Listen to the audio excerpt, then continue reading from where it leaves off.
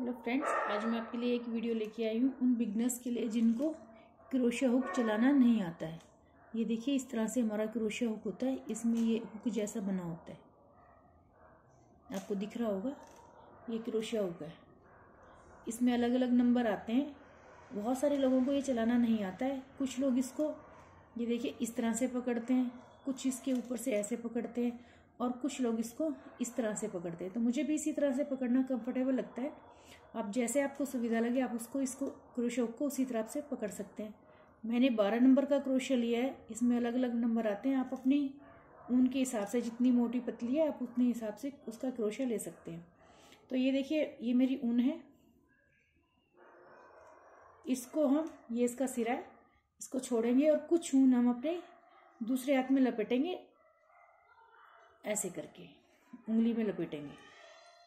अगर आपका उल्टा हाथ चलता है तो आप सीधे हाथ में लपेटिए, और अगर आपका सीधा ही चलता है तो आप उल्टे में लपेटिए। तो मैं राइट हैंडेड हूँ, इसलिए मैंने उल्टे में लपेटा है। सीधे से मैं क्रोशिया चलाऊंगी।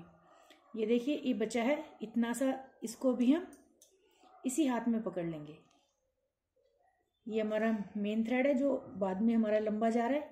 ये हमारा जो हमने बाद में छोटा सा बचाया है वो थ्रेड है।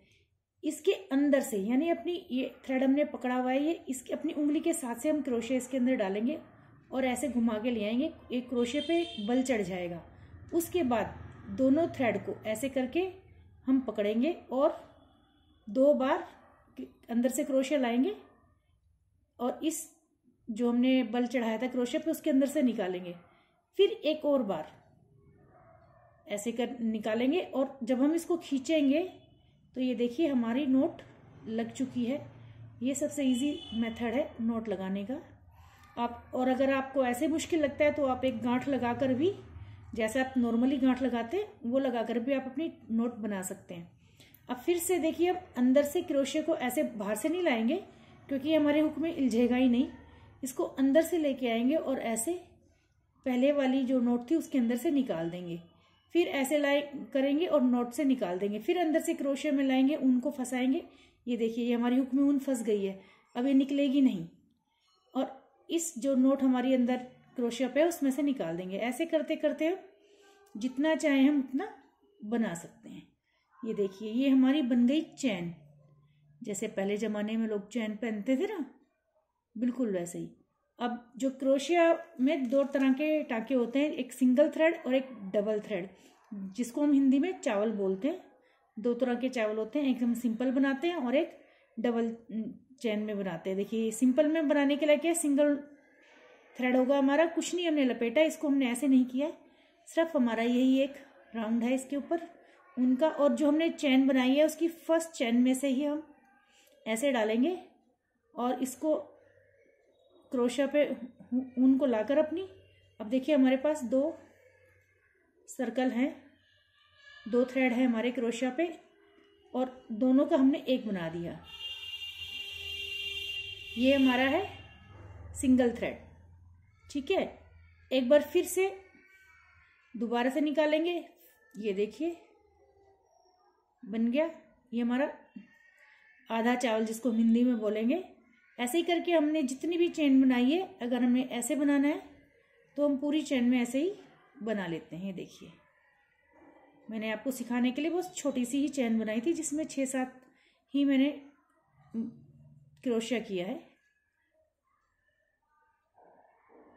ये हमारा सिंगल थ्रेड या हाफ थ्रेड, आप कुछ भी बोल सकते हैं। ये देखिए, लेकिन ये छोटा छोटा ही बनेगा, इसमें ज़्यादा लंबाई आपकी नहीं होगी। ये देखिए, इतना छोटा ही बनेगा। अब एक होता है डबल क्रोशिया। डबल क्रोशिया में क्या होता है, ये जो आपने, ये देखिए इसको ऐसे पकड़ेंगे और एक क्रोशिया में ऐसे बल चढ़ाएंगे, अंदर से लाते हुए क्रोशिया को बल चढ़ाएंगे और चैन के अंदर से लेके जाएंगे और बाहर निकालेंगे। अब हमारे क्रोशिया पर 3 राउंड है, 1 2 3।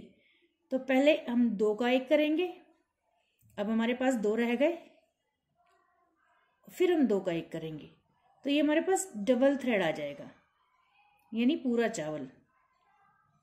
ये देखिए 3 हुए, फिर 2 का 1, फिर 2 का 1, फिर हमने बल चढ़ाया, क्रोशा अंदर से लेके उस पर बल चढ़ाया, फिर चेन में से डाला।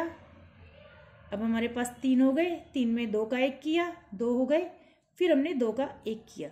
ये हमारा पूरा चावल है जो हमारे सिंगल थ्रेड से बड़ा होता है, क्योंकि इसमें 2 बार हमने बुना है तो ये साइज में भी बड़ा ही होगा। आई होप आपको समझ में आया होगा। अगर समझ में आया है तो मुझे कमेंट ज़रूर करें प्लीज़।